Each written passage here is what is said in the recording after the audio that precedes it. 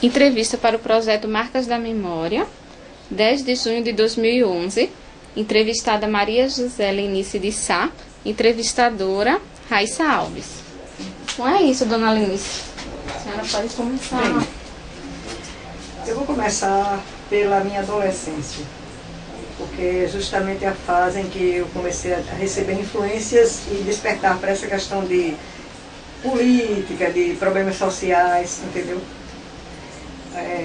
Eu tenho um tio, ele é vivo ainda, é o primeiro irmão do meu pai, Sebastião Bezerra, ele reside em Caruaru. Ele era sempre um cara de um sentimento nacionalista muito forte, mas ele tinha uma influência, uma influência de movimentos de esquerda. Ele não foi militante, ele simpatizava, mas a participação dele se reduzia a comprar os jornais e publicações e ler. Ele lia muito, né? Eu diria que ele é um autodidata, porque ele fez escola, assim, digamos, até o 5º ano, o 6º ano de escola, e não estudou mais, mas ele sempre leu muito, sobre tudo. É uma pessoa que você discutia com ele economia, política, com a maior tranquilidade, entendeu? Então eu conversava muito com ele. Mais que meu pai, é uma pessoa que foi um pai muito bom, muito amigo, e eu tinha uma estima, um amor enorme pelo meu pai. Eu sinto até hoje, eu sinto muita falta dele, mas mais que o meu pai, nesse aspecto, a influência foi de meu tio, para essa minha caminhada, essa minha ida para... A senhora era de onde? Eu sou daqui de Recife, eu sou de Recife, eu nasci em Recife, mas o meu pai, a família toda de Caruaru, e a família de minha mãe era de Belo Jardim. Assim, eram Paratimbaúba. Minha avó veio, ela muito criança ainda, vieram para Paratimbaúba e ela criou os filhos lá, a minha avó. Aí é como se minha mãe praticamente tivesse nascido em Timbaúba, porque ela veio para lá com acho que uns 8 anos de idade, por aí assim, e só saiu de lá aqui para Recife, quando ela conheceu meu pai e casaram, em 1940. Bem, tio Sebastião, ele gostava muito de ler, lia os jornais do PCdoB, lia um jornal, vários jornais que haviam na época de 64, que no momento assim eu não lembro bem o nome, mas eram jornais públicos, mas eram jornais de esquerda, do PCB e de outros. Ele lia muito as obras de Gondim da Fonseca, que escrevia muito sobre questões de natureza política e econômica. Ele debatia muito a questão do petróleo. Então ele tinha um livro grande, deste tamanho assim, grosso, tanto assim, chamado Quem Sabe Você sobre Petróleo. E ele trouxe esse livro para minha casa, em Areias. Ele veio de Caruaru e falou ao meu pai que estava lendo esse livro e estava impressionado, porque ele sempre se preocupou com a questão da intervenção do estrangeiro no Brasil, que ele achava que era forte demais e de maneira muito prejudicial para a gente, especialmente as empresas, né, as multinacionais. Souza, não, Bezerrinha, que era assim ele chamava meu pai, José Bezerra de Souza. Ele dizia: Bezerrinha, você precisa ler esse livro, meu irmão, para você saber, saber o tanto que nós somos prejudicados pelas indústrias estrangeiras. Porque meu pai tinha uma simpatia pelos americanos, pelo fato de ele ter trabalhado com os americanos durante a Segunda Guerra Mundial, e foi uma época boa para ele. Entendeu? Trabalhou com o quê? Ele trabalhava com um comércio de carnes, né, e fornecia, não sei se era base, se era quartel, o que era, e tinha muito contato com eles, inclusive aprendeu a falar inglês, conversação razoavelmente bem no contato com eles, né, com os americanos. Ele tinha essa facilidade. Aí ele trouxe o livro, o pai se interessou, começou a ler, e eu também. Eu estava no terceiro ou quarto ano de ginásio, eu me lembro. Eu tinha 17 anos na época. Eu fiquei um pouquinho atrasada porque eu repeti um ano na escola, no ginásio. Aí eu comecei a ler o livro, né? Aí eu já tinha assim uma certa preocupação com as coisas que eu via, com questões de natureza, de ver pessoas pobres, gente passando fome, pessoas passando na porta da minha casa pedindo comida, né? Às vezes até roupa, entendeu? Naquela época, quando eu era criança, sempre a gente via isso, entendeu? Na porta de casa, pessoas passando, pedindo coisas, ou comida, ou uma roupa, entendeu? Ou um dinheiro para alguma coisa, sempre, era raro uma semana que não passasse alguém pedindo, ou gente de muita idade, entendeu? Muito desprotegida, ou crianças, ou mulheres, entendeu? Com crianças de colo. Bem, então eu comecei a ler o livro, né? E fui me entusiasmando. Aí eu li esse livro e em seguida, acho que isso era 1957, 58, 59, começou aquele movimento da guerrilha em Cuba, o movimento da Guerra Civil de Cuba. Aí, nessa época nós não tínhamos televisão, né? Nós conhecemos televisão em 1960. Foi quando meu pai pôde comprar uma televisão. E quando surgiu aqui em Recife, né? Eles não foi. A gente conheceu, na verdade, na casa da nossa vizinha. Depois de 1960 foi que meu pai veio comprar uma televisão. Mas a primeira vez que eu vi televisão foi na casa de uma família amiga nossa, lá em Areias, a família Tibúrcia. Então, eu comecei a escutar através do rádio as reportagens sobre o movimento da Revolução Cubana. Falando, né, sobre o que a Cuba era um país atrasado, muito perseguido, muito explorado pelos americanos do norte, e que era o que o povo vivia numa situação de semi-escravidão, e que existia um ditador chamado Fulgêncio Batista, entendeu? Que oprimia muito o povo, e que, inclusive, naquela época existiam coisas assim absurdas, né? Eles diziam que as praias de Cuba eram cheias de placas, que era proibido como é que se diz?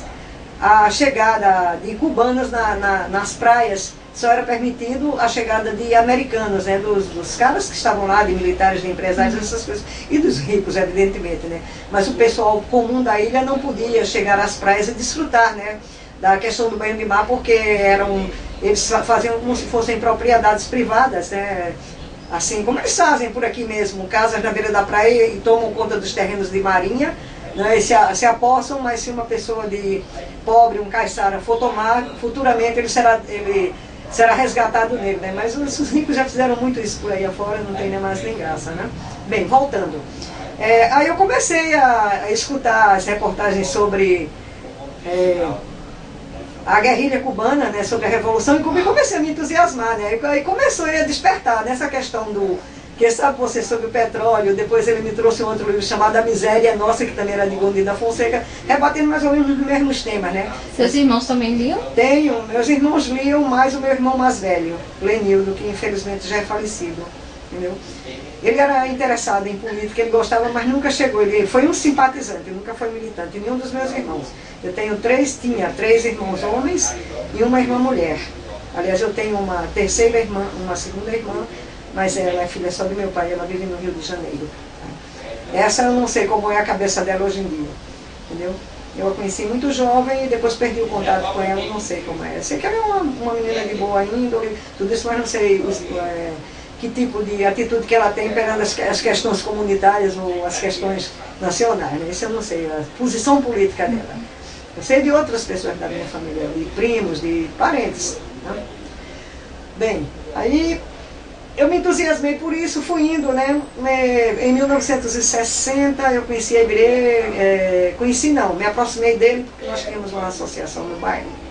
Aí passa, eu termino o ginásio, eu trabalhava no colégio moderno, na época eu terminei o ginásio à noite, trabalhando no colégio onde estudei, que era o antigo colégio moderno em Afogados, ali onde atualmente era a Limonda Irmãos, hoje é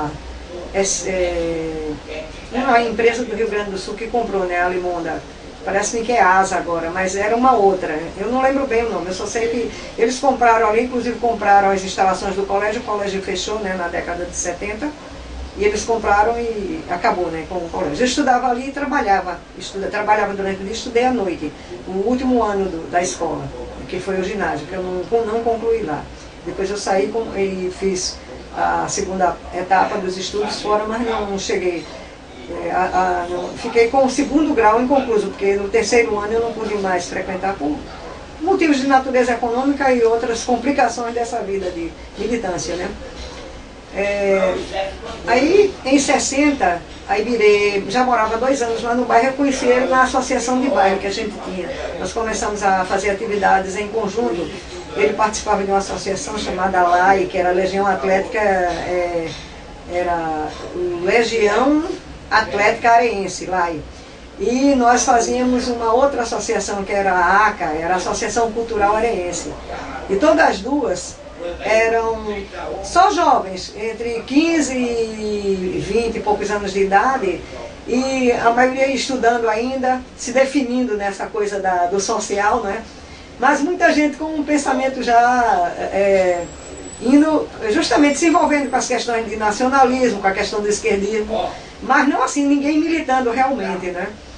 Bem, a gente começa a namorar e 2 anos depois ele se envolveu com o movimento das guerrilhas de Junho e foi embora, né, para o Maranhão.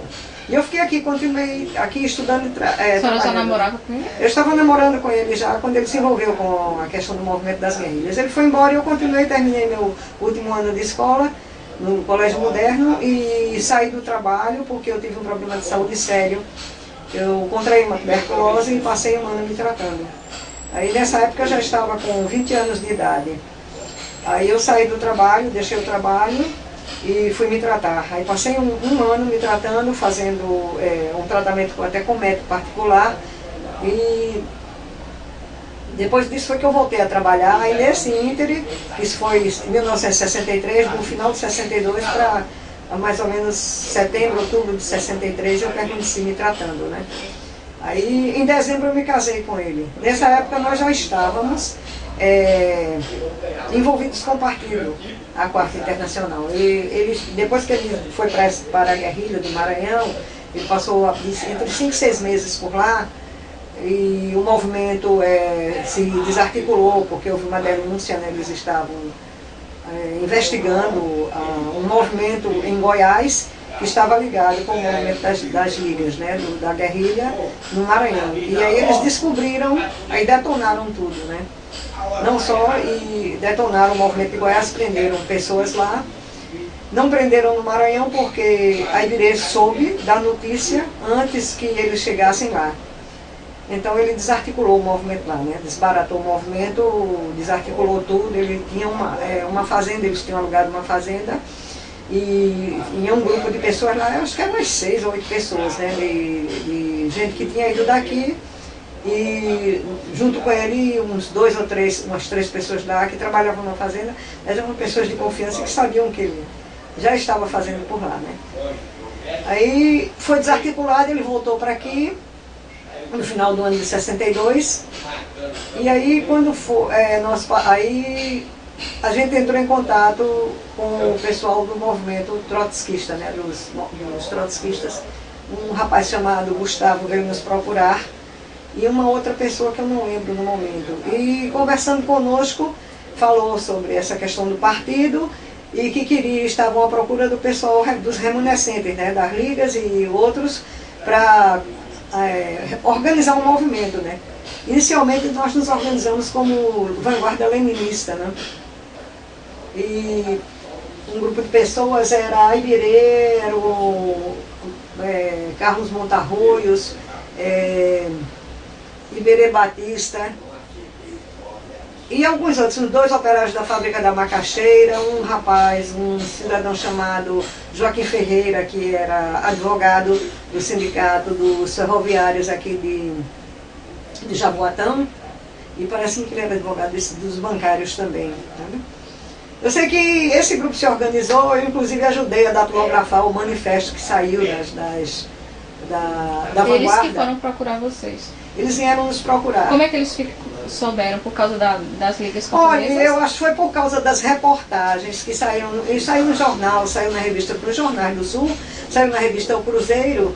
E porque também nós tínhamos já nessa época, a Ibirê em particular, e não eu pessoalmente, mas a Ibirê em particular, e outros amigos ligados, tinham certas influências com o pessoal do Partido Comunista, né? Havia um dentista, Dr. Joaquim, que morava lá em Ares, que ele era do PC, inclusive a Ibirê andou conversando com ele sobre essa questão do movimento de guerrilha das ligas, e eu não sei, e ele deu uns conselhos para a Ibirê a respeito dessa história. Eu não lembro bem se ele falou para a Ibirê tomar cuidado, não queria se meter, que era um negócio muito sério, ou se ele pediu para ele desistir, uma coisa assim, que ele não fosse, que isso não ia dar certo, uma coisa assim. Eu só sei que ele conversava, né, com esse cidadão que era do PC e outros amigos dele que tinham ligações, né? O Gilvan Queiroz Rocha, que foi inclusive nossa testemunha de casamento, e depois entrou para o partido trotskista, e depois também saiu, foi embora daqui, foi embora para Portugal, depois voltou, ficou lá pelo Maranhão, pelo Ceará. Hoje ele vive no Ceará, o Gilvan. Então nós fizemos esse grupo, que eu acredito que durou mais ou menos uns 6 meses, a vanguarda leninista, para logo em seguida se transformar como é que se diz, em mais uma sessão como eles chamavam, não sei se era Birô Nordeste, ou era Regional Nordeste do Partido Trotskista da Quarta Internacional. E ele continuou, nesse meio tempo aconteceu o problema com o Jeremias, que tinha vindo de São Paulo e a gente não conhecia, para o interior, e houve o confronto entre o grupo que Jeremias estava conduzindo de camponeses para um encontro na fazenda do José Borba, e para discutirem questões de salário, né, questão de pagamento de 13º, essas coisas. E nas porteiras do engenho eles metralharam o pessoal, né? Armaram uma emboscada, né? E mandaram dizer que eles fossem, que eles iriam discutir a questão salarial, né? E eles foram. Ele foi com um grupo de, dizem, aproximadamente 500 camponeses, e nas porteiras do engenho eles metralharam, né, ao Jeremias, que o nome verdadeiro era Paulo Roberto Pinto, que ele era de Mogi das Cruzes, de São Paulo. E morreu um senhor, se eu não me engano, de 59 anos de idade, e morreu um rapaz de 18, 19 anos, que parece que era filho, não lembro bem, não tenho bem certeza deste. Eu sei que foram, parece, se eu não me engano, foram 3 mortos. Ou 4, não sei bem, só recordando os jornais da época.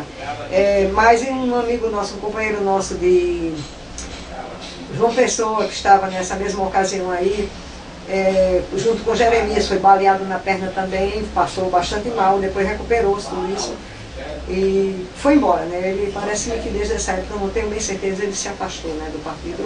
Ele ficou muito assustado, era um garoto de secundarista de 18 anos de idade. E aí, quando houve essa morte de Jeremias, eles fizeram isso, o pessoal ficou todo mundo muito assustado e ao mesmo tempo muito revoltado, né? Tanto os camponeses lá, como o pessoal aqui em Recife, né? Pela estupidez do ato, né? Isso é em pleno governo de Arraes, entendeu? Eles fizeram isso. Havia como é que se diz, a mentalidade do latifundiário, do homem, do senhor de engenho, dos donos dos proprietários de terra do interior daquele Pernambuco, nessa época era uma mentalidade escravagista, né, bem feudal. E para eles, empregado de usina era quase que, entendeu? Tinha que ser totalmente subserviente ao patrão, não tinha que discutir nada, tinha que aceitar o que fosse dado. Eles exigiam o máximo e pagavam o mínimo, né? E havia o salário mínimo havia sido assinado em 46, e até essa época eles não tinham pago, né, ainda o salário mínimo ao trabalhador do campo, né? E só a partir do governo de João Goulart e do governo de Arraes aqui em Pernambuco foi que começaram a pagar o salário, mas mesmo assim com grandes dificuldades e tentando tirar de outras formas. Você sabe que eles têm aquele método de fazer espécie de mercearias nos engenhos, né, que eles chamavam de barracões, onde o trabalhador era obrigado a comprar tudo aí, né? E aí essa compra era assinada numa caderneta, né? O cara ia comprando, acho que muitos nem sabiam o preço que estavam pagando por aquelas mercadorias que deviam ser superfaturadas, né? E depois, no final do mês, tudo isso era descontado do salário deles, né? O que eles pegassem, arroz, feijão, charque, querosene, né? Porque naquela época uma grande parte aí pelo interior não tinha energia elétrica, né? Era na base do lampião. A senhora vivia aqui, mas a senhora foi para o Eu vivia aqui em Recife, sou menina de cidade, fui criada na cidade, mas como eu tenho a minha origem, que vem do campo, dos meus tios e meu pai, meu avô foi pequeno proprietário de terras em Caruaru, a minha avó, por parte de mãe, Joana Francisca, era de Belo Jardim, de uma família de fazendeiros, e ela saiu do meio da família porque ela casou-se com um negro, que era uma coisa muito... assim, como é que se diz, inaceitável naquela época, né? A discriminação era muito grande e o negro era considerado pessoa inferior socialmente, né? E meu avô era caixeiro viajante, o que hoje é conhecido como representante comercial. Naquela época eram chamados caixeiros viajantes. Meu avô viajava pelo interior vendendo tecidos, e ele conheceu a minha avó na porta da casa dela, né? Oferecendo tecidos para ela, para a mãe. Ele conheceu ela e gostou dela e resolveu casar. E foi uma coisa assim muito rápida, coisa de um mês ou dois, e os pais resolveram casar ela, com medo que ela fosse roubada, né? Que eu fugisse com ele, que seria uma coisa muito mais vergonhosa para a família, né? Eles não aceitavam, mas eles, como é que se diz? Não quiseram, não se opuseram por isso, né? Aí minha avó casou-se, mas foi deserdada, né? Entendeu? Aí ela viveu um tempo em Belo Jardim, parece que ainda teve os filhos por lá, com meu avô, mas parece que eu não tenho bem certeza, quando os meninos ainda, antes que o mais velho completasse 10 anos, ela se separou de meu avô. Ele era uma pessoa muito ciumenta, muito possessiva, e ela era uma mulher, apesar de ser analfabeta, entendeu? Mas tinha muita era uma pessoa que ela não tinha cultura, mas era uma pessoa que tinha personalidade. E era uma mulher de personalidade forte e ela não se submeteu a ele, entendeu?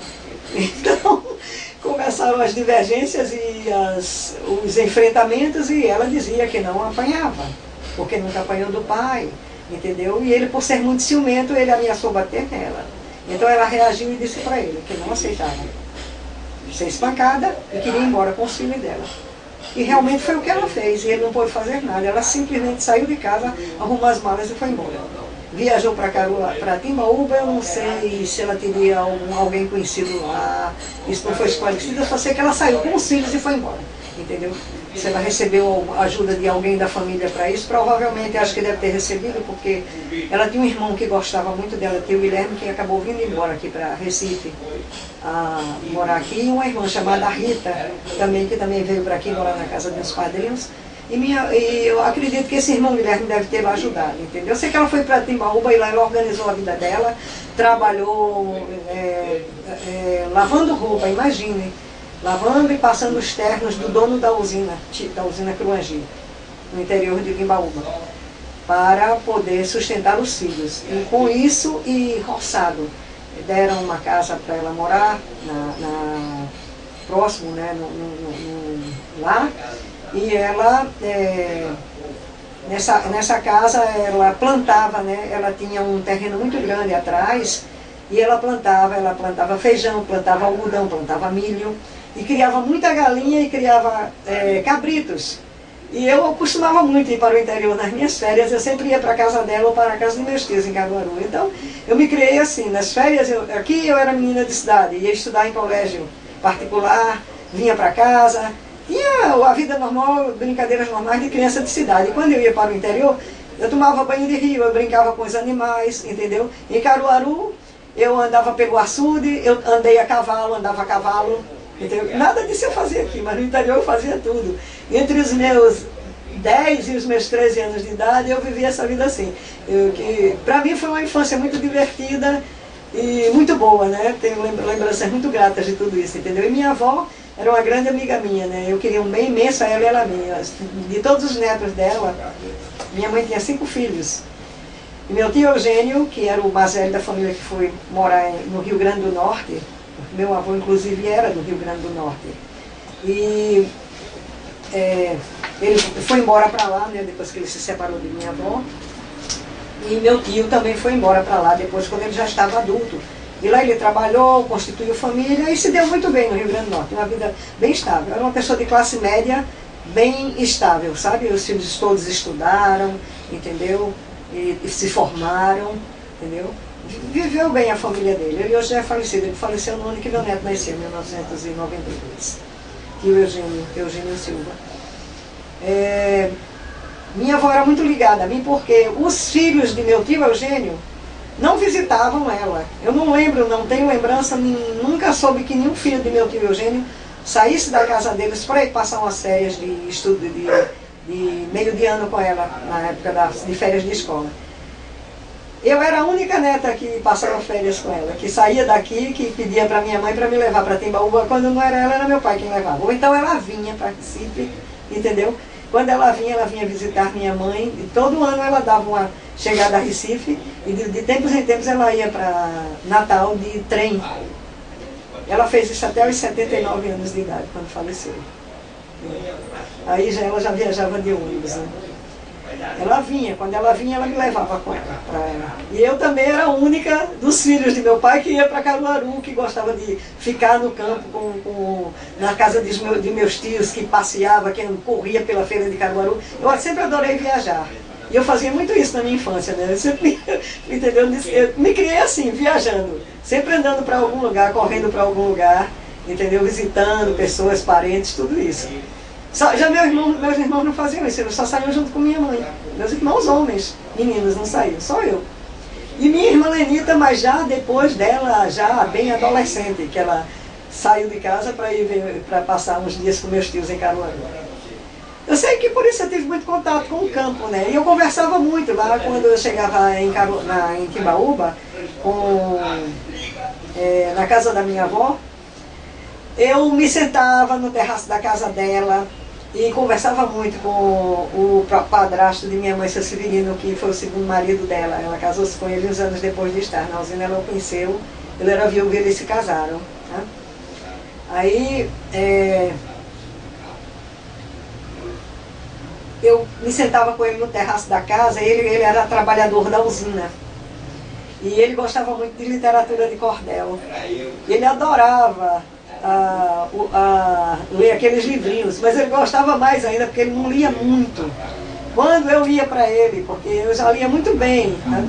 Aí eu pegava aqueles livrinhos de literatura, eu adorava ler literatura de cordel, até hoje gosto muito, nunca mais eu li. Sabe? Uma coisa que tem muito a ver com a minha infância, sabe? As minhas reminiscências. Então, a gente sempre lê aquela literatura de cordel daquelas histórias do interior, né? Ou histórias bem fantasiosas, então histórias contando as tragédias, aquelas coisas da seca, e tudo isso sempre me comoveu, entendeu? Eu sempre me emocionava muito com essas coisas, e sempre me tocou muito essa coisa do homem do interior, viver trabalhando tanto e não ter quase o que comer, entendeu? Ver as pessoas andando descalças pelas feiras, mal vestidas, entendeu? Ou então pedindo esmolas, como no interior também, apesar de viverem na terra, né? Muita gente pelas feiras pedindo esmolas, eu vi muito isso, né? E eu saía com ele, às vezes, com minha avó, ia para o roçado, ia pegar água no açude, ela pegava água com uma jarra deste tamanho assim, ela punha um tecido enrolado, eles chamavam de rodilha, né? Colocava na cabeça, colocava a moringa, né? A jarra, né? Umas jarrinhas desse tamanho assim, e ia dar uns 10 litros de água. Minha avó era mais alta do que eu, e uma forte, sabe? Uma mulher muito disposta, muito trabalhadora ela. E ela ia buscar água no açude. Eu me lembro como se fosse hoje. A gente ia num local que tinha muito mato e tinha uma cacimba assim, bem assim, ao nível do chão mesmo. E era coberto com uma plantinha que as folhas eram bem miudinhas. E aquilo cobria, não era capinha, era uma folhagem, entendeu? Cobria assim. Ela chegava, ela afastava aquela folhagem e dizia para mim: olha, Lenisa, essa água é limpa, é pura, você pode beber, não tem problema. Ela pegava, ela só fazia o seguinte: ela colocava um paninho do pote, tirava a água, entendeu? Com uma outra vasilha, tirava, despejava no pote, enchia o pote, colocava na cabeça e a gente ia embora andando. Isso era uma certa distância da casa dela, eu não lembro bem quanto, mas a gente fazia uma caminhada, eu acho que no mínimo de uns 5 minutos para pegar essa água para levar para a casa dela. E ela morava na beira de um rio, viu? O rio era assim, a casa dela era, a rua era numa altura, assim, digamos, aqui da cumeira da minha casa. E não aqui assim. Aí seria a rua. E aqui embaixo passava o rio. Agora, da distância, ela tinha um terraço na frente e um terraço atrás. A casa era de madeira, de alvenaria. Na parte de detrás descia assim o terreno todo, era em declive. E ela tinha um giral imenso, acho mais ou menos da altura disso aqui, onde toda noite ela colocava as galinhas. E quando eu estava lá, eu ajudava ela a colocar as galinhas no giral. Era uma graça. A gente pegava as galinhas e sacudia. Aí elas iam para cima do giral para poder dormir, para evitar o ataque de raposas e desse bichinho chamado timur, né, que eles atacam também as galinhas, né? Aí, para evitar isso, ela colocava as galinhas lá em cima. E os cabritinhos ficavam no terraço da casa, né? Ela amarrava eles no terraço da casa, eles dormiam ali, deitadinhos. Ela tinha uma cabra e um casal e mais uns cabritinhos pequenos, né? Ela sempre criou, sabe? Aí eu sei que eu vivi assim, né? Boa parte de minha infância, entendeu? Quer dizer, vários anos de minha infância eu tive esse contato com o interior. Pau Santo, em Caruaru, né? Que é 6 ou 7 léguas de Caruaru. que era a casa de meus tios, onde meu avô tinha roçado, que também era assim, em Montes, é uma região muito bonita, roçado de milho, feijão e algumas outras coisas. E ele criava gado, meu avô, o pai de meu pai, João Bezerra da Silva. Ele criava gado, tinha roçado e tinha uma pequena padaria, entendeu? Teve 3 filhos aí, ele criou os filhos aí. Meu pai, quando estava com 17 anos, veio embora para Recife, ele não tinha vocação para agricultor. E meu tio, Sebastião, veio só. Aos 17 anos ele veio embora, mas ele veio mais porque, quando ele estava com 12 anos, ele perdeu a mãe dele. Minha avó, por parte de pai, faleceu com 34 anos de idade. Era uma mulher tão bonita, faleceu vítima de parto. E parto mal conduzido, né? Diz que ela teve um casal de gêmeos e ela veio a falecer por conta desse parto, né? Ficou doente e veio a falecer. E as crianças morreram, né? Bem, e meu pai, quando com 17 anos, ele veio embora para cá. Ele foi se desapegando, né? Meu avô, como é que se diz, insertou um novo relacionamento com uma outra pessoa que ele não aprovava, né? Porque diziam que essa criatura tinha sido uma pessoa que meu avô tinha conhecido antes de minha avó falecer e eles se ressentiam por isso. Aí meu pai foi o primeiro que caiu fora de casa, veio embora por conta disso. Ele se ressentiu e ele tinha um espírito mais independente e ele não tinha vocação para a agricultura. Então ele veio embora para a cidade. Ele tinha até o 5º ano de escola. Ele estudava numa escola lá de Pau Santo e tinha aulas com a minha tia Lidônia Tiné, que era enfermeira parteira do Hospital São Sebastião. E digamos assim que ela foi a segunda mãe dele, criou ele, né? Terminou de criá-lo, né? Mas aí ele decidiu vir embora e veio, e aqui ele foi trabalhar no comércio. Sim, meu pai veio, foi trabalhar no comércio, né? Arranjou um trabalho numa firma chamada Pestana dos Santos, e aí ficou um bom tempo. Quando ele estava com 20 anos, ele conheceu minha mãe. Aí ficaram se namorando 3 anos. Meu tio Eugênio veio e levou ela para o Rio Grande do Norte, né? Disse que ela não devia ficar aqui. Minha mãe veio de Timbaúba também pela mesma questão. Minha avó queria que ela estudasse. E lá em Timbaúba, onde elas moravam, nessa região do engenho, era tudo muito atrasado. Aí ela queria trabalhar, ela queria estudar. E lá não tinha condição para isso. Então minha avó mandou ela para cá, para casa de uma família amiga dela, de uma senhora chamada Clotilde. E ela veio e aqui ela conseguiu um emprego na fábrica Pilar, que hoje foi vendida a Arisco, né, que é ali da frente da prefeitura do Recife. Ela trabalhou 3 anos, não, ela trabalhou 1 ano naquela fábrica. Aí meu tio veio do Rio Grande do Norte e disse que ela não devia ficar aqui sozinha, porque ela estava namorando, isso não dava certo, ela era muito jovem, ia levar ela para o Rio Grande do Norte. Ela morava onde? Ela morava em Afogados. Na casa dele? Na casa dessa família, de Dona Clotilde, sabe? Amigos, né? Ela que era amiga de minha avó, era uma pessoa muito amiga de minha avó, era pessoa de confiança dela, e tinha várias filhas moças, jovens. E aí ela mandou ela para lá, para ir, né? Aí meu tio veio e levou ela para o Rio Grande do Norte. Ela ficou uns 2 anos por lá pelo Rio Grande do Norte, ou 1 ano e meio, uma coisa assim. E continuou namorando com seu pai? Continuou, ele saía daqui e ia visitá-la lá. Ele trabalhando aqui, aí de tempos em tempos ele ia visitá-la.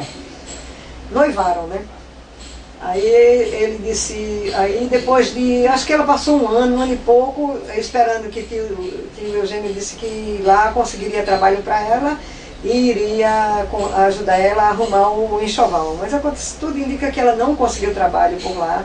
Ela ficou na casa dele ajudando a Maria Augusta, a esposa dele, e aprendeu a costurar com ela e começou a fazer algumas coisas, algumas pequenas peças de enxoval. Aí, a última vez que meu pai foi lá, eles decidiram que ela viria embora, né? Porque ela disse que tinha que se arrumar para casar e não queria, não estava dando nada certo lá. Ela tinha completado 20 anos. Aí meu tio viu que não conseguia segurá-la, apesar de que naquela época ainda era uma coisa assim muito, sabe? Mas ela era muito determinada também. Aí ela veio embora e se arrumou, Dona Clotilde ajudou ela, né? E se arrumou e casou. Em 12 de julho de 40 eles casaram, foram morar numa casinha ali onde tem a Avenida Sul. Eu não sei se você sabe, eu não sei se ainda tem ali, chamava a Vila dos Sargentos, chamavam Vila Gouveia. Eu não sei se ainda essa vila é assim. Não conheço não. Ah, você é muito menina. Se você tivesse uns 50 anos, talvez você soubesse, mas você é muito jovem ainda. Aí eles casaram no dia 12 de junho de 1940. No final deste ano, meu avô faleceu, o pai dela. Ele estava muito abalado de problemas, estava com problemas neurológicos. Diziam que ele tinha levado uma queda de um andaime numa casa que ele estava construindo, e depois dessa queda nunca mais ele se aprumou. Foi tendo problemas de memória, dificuldades, e aí ele faleceu. Aí que eu não conheci o meu avô materno, só a minha avó e os meus tios. E meu pai, eu conheci meu avô, mas tenho lembrança, na verdade, dele eu tenho de fotografia. Porque quando ele faleceu eu estava com 4 anos de idade.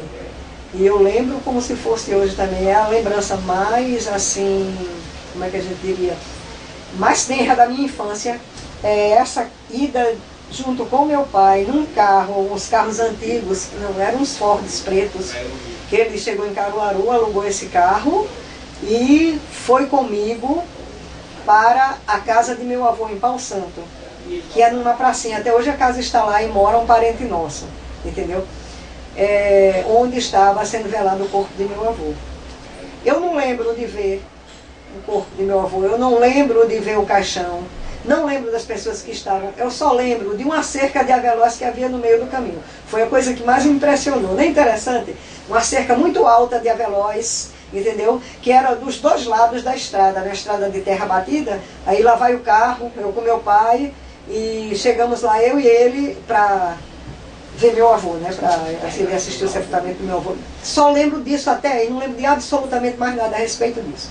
Daí para frente eu só lembro das minhas lembranças de 6 anos em diante, entendeu? Então a senhora era bem nova. Era, eu tinha 4 anos quando meu avô faleceu. Eu não havia nascido, minha mãe casou, no final do ano que minha mãe casou, José Mariano da Silva, era meu avô por parte de mãe, o pai de minha mãe. Ele faleceu antes que eu nascesse. E meu avô por parte de pai faleceu quando eu estava com 4 anos de idade, entendeu? Ele tinha alguma semelhança com meu pai, mas meu pai se parecia mais com a minha avó, ao lado da família de minha avó, os traços fisionômicos, o tipo do rosto. Esse meu irmão que faleceu, ele tinha traços fisionômicos bem próximos de meu avô, sabe? O Enildo Souza. Bem, passando isso, eles casaram, os filhos nasceram, etc e tal, um pouco adiante. Sua mãe foi trabalhar? Minha mãe não voltou mais a trabalhar. Ela ficou na casa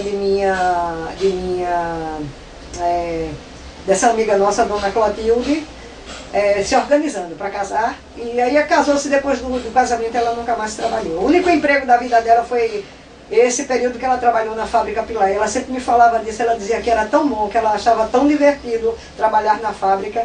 E ela falava que todas final de semana, quando saíam, eles davam um pacote com macarrão e com biscoito quebradinho, bolachas, aquelas bolachinhas Maria e biscoito quebrado, que era como é que se diz, a quebra da produção, né? O que eles fazem, o controle, né? Que só sai a coisa que está, o que está tudo inteirinho, organizado, né? Eles que eles davam macarrão para o pessoal que trabalhava e dava biscoito. Aí ela levava aquele biscoito bem torradinho, dona Clotilde gostava, era muito. Eu me lembro dela falar isso, porque ela sempre gostou muito de ter trabalhado naquela fábrica e tinha muita pena de ter saído. Ela disse que foi uma das coisas da vida dela que ela mais lamentou foi tio Eugênio ter tirado ela daqui para o Rio Grande do Norte. Ela gostou de ter conhecido o Rio Grande do Norte, ter convivido com a família dele, mas lamentou de ter saído da fábrica, porque ela gostava muito de trabalhar na fábrica. Tinha sido o primeiro trabalho dela e ela queria voltar a estudar. Eu também não sei, acredito que ela não, se ela voltou a estudar no Rio Grande do Norte, foi só mais um ano, entendeu? Eu acho que ela completou, só fez o mesmo básico, até o quinto, o primário, né, como se fala. Ela lia e escrevia corretamente, e lia muito, gostava muito de ler, era uma pessoa de muita sensibilidade musical. E também ela gostava muito de balé, de piano, sabe? Quando eu tinha 10 anos de idade, ela queria que eu aprendesse a tocar piano. Tem uma senhora que morava em Areias, que as filhas dela tocavam piano. Ela era descendente de poloneses, eles tinham vindo para cá durante a Segunda Guerra e se acomodaram aqui, se organizaram com algum dinheiro que tinham, montaram um armazenzinho de tecidos e com isso eles tocaram a vida dele para frente, né? E as filhas estudavam todas, uma delas, Kênia, formou-se em medicina e foi embora para o sul. Uma dessas vezes que eu estava viajando de São Paulo para Recife, eu encontrei com ela estava morando no Paraná, em Londrina, era médica lá, e eu estava viajando para visitar minha família. Nessa época, quando eu trabalhava no escritório Souza Mel, em Osasco. Aí nos encontramos, foi uma surpresa muito grande, a gente assim, tinha muita assim, amizade, sabe? A gente não convivia muito, mas tinha amizade. Nós estudamos por um período até juntas, se não me engano, foi exatamente no Colégio Moderno, a gente ainda teve um período de estudos lá. Depois a gente se afastou por conta disso, cada um seguia um caminho, né? Eu enveredei pela política, larguei o estudo e enveredei pela política, e ela foi cuidar da vida dela, né? Foi bem melhor, com certeza. Eu sei que, voltando, né? Minha mãe também influenciou nessa minha preocupação com política, porque eu era menina, via minha mãe lendo jornais, na minha adolescência, minha mãe lendo jornais, lendo livros, e tinha um senhor, um russo, que ele era prestamista, vendia pelas portas tecidos e várias coisas, e ele vendia revistas também. Ele vendia uma revista chamada Jornal das Moças, que tinha muita artigo sobre coisas de o que eles chamavam de prendas domésticas, né? Artigos dirigidos à mulher, coisas de moda, coisas de cinema, e de vez em quando alguns contos, alguma literatura. E mãe gostava muito dessa revista, ela comprava, era semanal, chamam fascículos, né? Inclusive, ela tinha a história da Revolução Francesa em fascículos. E ela leu todinha, e eu também, entendeu? Porque ela lia e eu também lia as revistas, eu adorava, sabe, ler aquelas revistas. Acho que foi meio assim o meu primeiro assim, interesse por leitura, assim, com essa revista e depois com livros que meu pai me dava, né? Ele gostava de ler também, e ele sempre comprava livros pra gente, ele se preocupou muito com a nossa educação. Não fez melhor porque não pôde, por questões de natureza financeira, né? Mas todos nós tivemos o segundo grau e meu irmão formou-se, né? Fez faculdade, formou-se em psicologia, infelizmente ele não exerceu a profissão, o Lenildo. O Edinaldo fez escola técnica, mas parou um período, serviu o exército, depois foi trabalhar. E depois ele voltou à faculdade já com 30 e poucos anos, ainda chegou a fez vestibular, passou, foi fazer geografia, nessa época ele trabalhava no IBGE, mas era um trabalho temporário de um ano. Aí ele estava parece que foi na Universidade Católica que ele foi fazer. Mas aí quando chegou o final do ano do contrato, ele não teve mais condições de manter, ele estava fazendo geografia e estatística. Ele deixou o curso, eu tive tanta pena. Se eu pudesse, eu teria patrocinado o resto do curso dele. Ele é muito inteligente, ele gosta muito de ler, é muito bem informado, entendeu? E é muito chegado a gente, tem muita simpatia também pelas as nossas causas. Só que ele nunca se envolveu diretamente, sabe? Mas ele entende bem, só que ele é muito revoltado. Ele acha que o nosso ideal não, digamos assim, não vingou muito bem e também que a gente foi muito sacrificado, né? Nós somos muito sacrificados e para que outros se favorecessem, ele diz. Olha, veja a situação de Bira, ele está hoje em dia vivendo desse jeito, nesta situação, todo frustrado, por quê? Lutou tanto, deu praticamente a vida dele por um ideal e hoje em dia quase ninguém se lembra dele. Isso é real, entendeu? Eu, hoje em dia,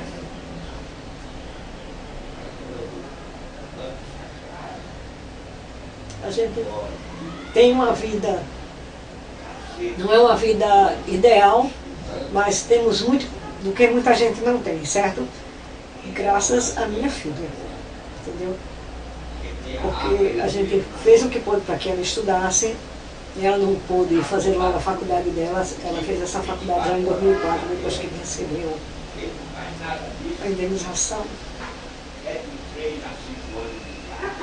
do governo federal. Ela insistiu muito para que ela estudasse. Ela não queria, disse que ia gastar dinheiro à toa, que não ia mais adiantar fazer faculdade naquela altura, porque o mercado de trabalho estava cada vez ficando mais complicado, ela ia ter pouco proveito.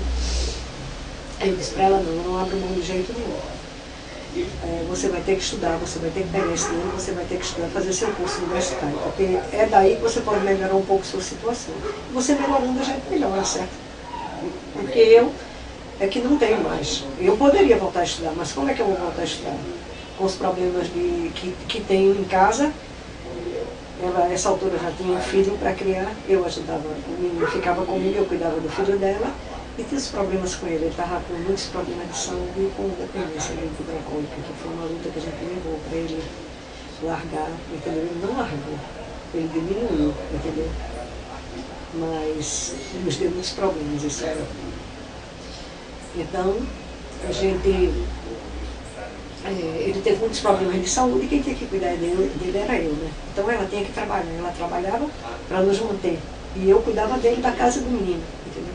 Então não me restava muito tempo, né? Não tinha para me dedicar a um estudo, certo? Fazer alguma coisa.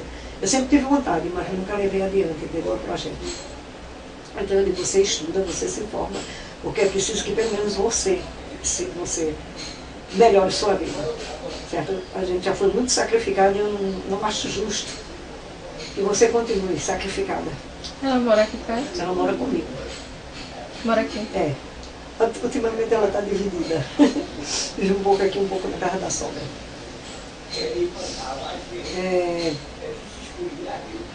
Ela fez a faculdade dela, ela fez o técnico de informática em nível superior.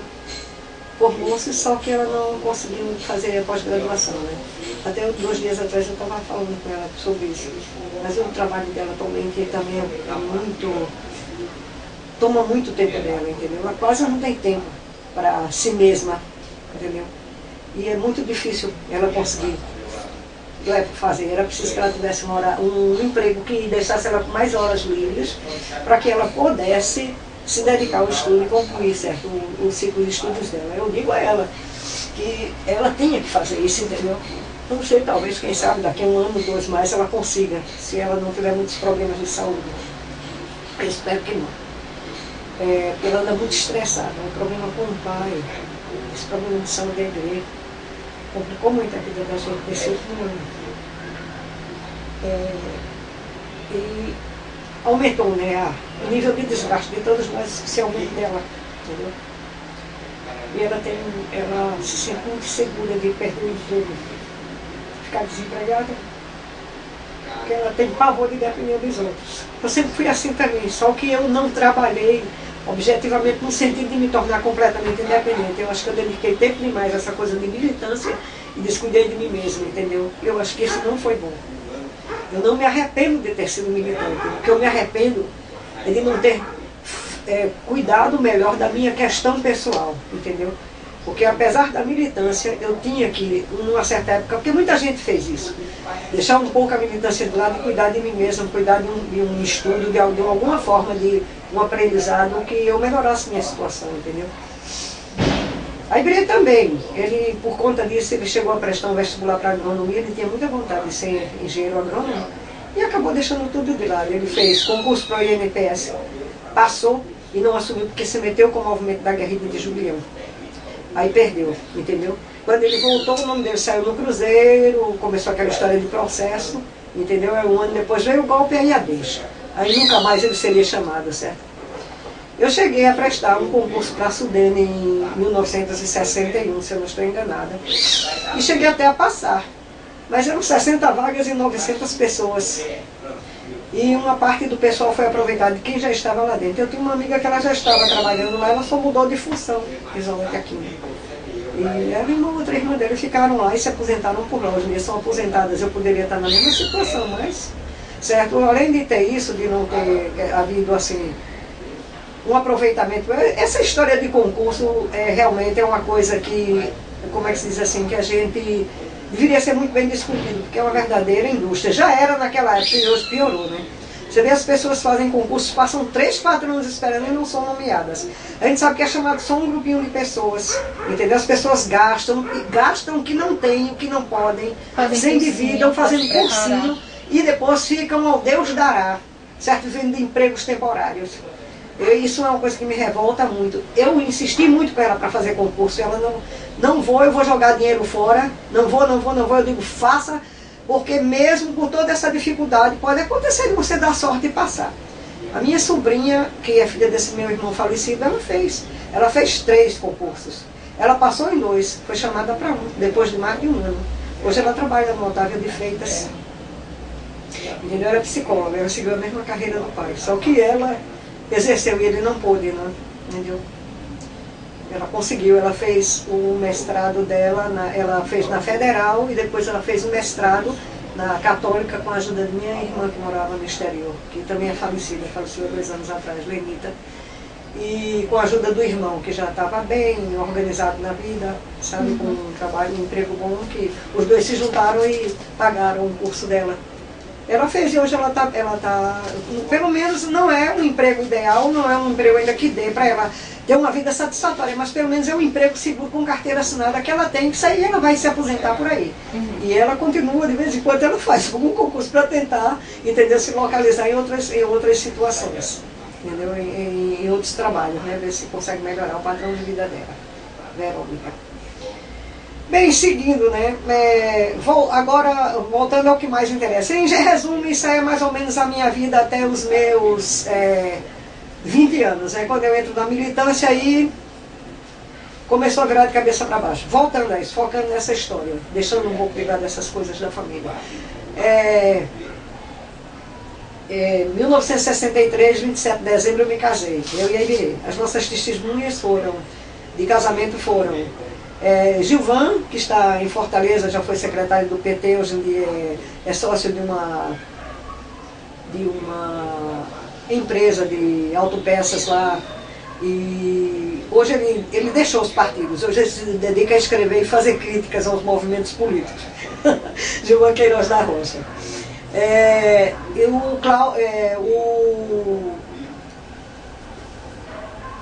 Um primo de Ibirê, que era da Marinha, sargento da Marinha, Emanuel, que não concordava conosco de jeito nenhum, respeitava, mas não concordava, estava sempre aconselhando a gente a se afastar de política, que nós estávamos dando murro em ponta de faca, e o nome dele é Emanuel, hoje ele é aposentado da Marinha. Ele era fuzileiro naval, ele é meu cunhado aqui, que morava aqui em frente, o Biratã, irmão, segundo e terceiro irmão de Ibirê. Ele dizia, Lenise, é bobagem isso de vocês estão perdendo a juventude de vocês. Ninguém leva a sério esse país, não. Esses movimentos são só para, como é que chama-se? Para conquistar a simpatia dos jovens. Ninguém vai dar jeito nesse país, não. Tem muita coisa errada nesse país e não são vocês que vão consertar. Vocês vão perder a vida de vocês. Vocês estão dando um murro em ponta de faca. Aí ele se virava para ele e dizia, Eminha, tu não entendes, não, Eminha. A gente tem um ideal e eu vou lhe dizer uma coisa, se eu não conseguir dar um jeito nesse país, se eu chegar aos 27 anos e eu não me casar e não conseguir dar um jeito nesse país, eu vou virar o segundo lampião desse Nordeste. Foi isso que ele disse. Aí ele deixou de discutir com ele a respeito disso, né? Deixou de discutir com ele, né? Para ele se afastar. Meu pai também, né? Meu pai vivia muito preocupado com a gente. Quando o Ibirê começou a viajar para o interior, que nós éramos noivos ainda, ele começou a ir para o campo, nas atividades com os sindicatos de Serinhaí, também Barreiros, o pai dizia, Lenise, olha lá, o que é que vocês estão fazendo, vocês deviam focar a preocupação de vocês em estudar, em organizar a vida de vocês para poderem casar e ter uma vida mais tranquila. Minha filha, o que eu podia fazer eu já fiz, agora eu tenho que cuidar de sua mãe, certo? E de seus irmãos que são menores, que ainda era Lenita, que tinha uns 12 anos de idade, e Zé, que tinha 9, 10 anos ainda. E você tem que cuidar agora de seus 2 irmãos menores e cuidar de sua mãe, certo? Que eles só têm a mim. Vocês têm que se cuidar, você devia prosseguir seus estudos, deixar essa coisa de política de lado. Eu entendo vocês, eu sei que tem muita roubalheira, tem muita corrupção. Todo político calça 40, minha filha, não confie neles não. Nem mesmo esses que se dizem de esquerda, que dizem que vão fazer e acontecer. Não vá atrás disso não, vocês estão perdendo, era a mesma coisa. Vocês vão estragar a juventude de vocês. Ele falava isso, meu pai. Eu entendo e respeito, mas é bobagem, não vão atrás disso porque não vai dar certo, vai se sacrificar inutilmente. O pai de Ibirê era sindicalista, era muito nacionalista, entendeu? Trabalhou muito, participou do sindicato dos testes, batalhou muito para melhorar as condições de vida dos operários da fábrica de tecelagem de Moreno, onde ele trabalhava. Ele não era operário, ele trabalhava no escritório, mas era do sindicato. E por conta disso ele sofreu alguns problemas lá, teve brigas com o dono da fábrica, que era um belga, sabe? Que essa história rolou muito. E no fim esse belga foi embora daqui, né, porque por conta de umas histórias que era a época do governo de Agamenon Magalhães, o cara acabou saindo e indo embora, né, porque começou a ser mal visto por conta dos vários problemas que eles causavam por lá, né. Eu sei que voltando a minha, a Ibirê e a nossa militância, a gente casou em 63, já estávamos bastante envolvidos, eu já tinha saído, eu tive esse problema de saúde. A senhora conheceu a militância através do seu Iberê? Ou... Não. O pessoal veio, olha, veja bem, a Ibirê foi para a guerrilha, o pessoal que foi à guerrilha eu conheci uma parte, dos que foram daqui, o Cleto, o Campelo, o Amaro Luiz de Carvalho, que morreu assassinado na casa de detenção, e um outro que depois veio à nossa procura na minha casa até, que foi embora para o interior, e há uns anos atrás ele voltou, e até o Cajá, o Edival Nunes, que trabalhava com o Helder Câmara e foi preso, o Cajá veio à nossa procura, e um dia nós fomos, até faz uns 2 anos isso, nós fomos na casa dele para dar um depoimento a favor desse rapaz, que ele tinha participado do movimento das guerrilhas do Maranhão, e etc e tal, e tinha sido muito sacrificado, depois foi preso, foi perseguido depois disso tudo, e estava muito doente e queriam aposentá-lo, né? Queriam aposentá-lo e queriam que ele recebesse a indenização do governo, né? Então nós fomos à casa do Cajá, um apartamento que ele tem lá pelo lado da Boa Vista, e demos um depoimento, né, que ele gravou, me parece, uma coisa assim, a favor desse rapaz, desse cidadão, né? Que eu não lembro o nome dele, quem lembra é Ibirê. Aí eu chamava ele de Mobilone, porque ele bebia muito. Você imagina uma pessoa num movimento político bebendo? Você imagina como é que pode, não é? Eu imagino o que é que isso não ia dar. Quer dizer, se não desmantelasse de um jeito, ia desmantelar do outro.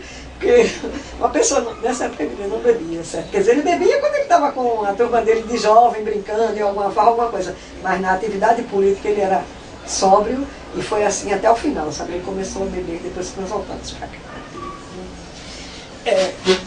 Assim, de maneira desajustada, né? A Ibirê era muito responsável nessas coisas da militância, sabe? E ele deu o máximo de si. Nesse aspecto, a gente pode dizer, não vou dizer que ele seja irrepreensível, mas ele sempre foi muito dedicado à causa e sacrificou-se realmente muito, entendeu? E quando ele foi preso, nunca ele entregou ninguém, entendeu? Ele sempre se manteve muito seguro, procurou sempre... Ele é inteligente, hoje ele está com a memória dele muito desgastada, está muito acabado fisicamente, está com o sistema nervoso. Agora ele está aí calminho, porque isso é uma coisa que ele adora fazer. E reporta ele, né, toda essa vida dele, né? Ele se sente fazendo essas coisas.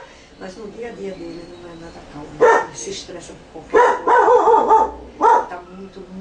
Ele já tinha problemas antes. Depois ele criou, como é que diz, criou mais problemas de saúde por conta já da bebida em si. Depois ele criou, pela idade mesmo, e depois ele criou já mais problemas de natureza psicológica com essa doença dele, esse problema desse câncer na garganta, né?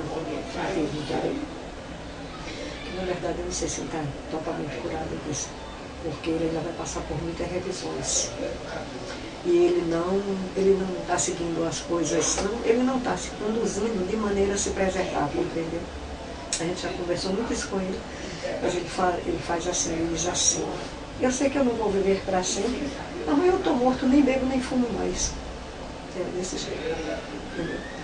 E o médico sabe tudo isso? O médico sabe, todos os médicos que estavam cuidando dele no hospital, eu avisei, disse...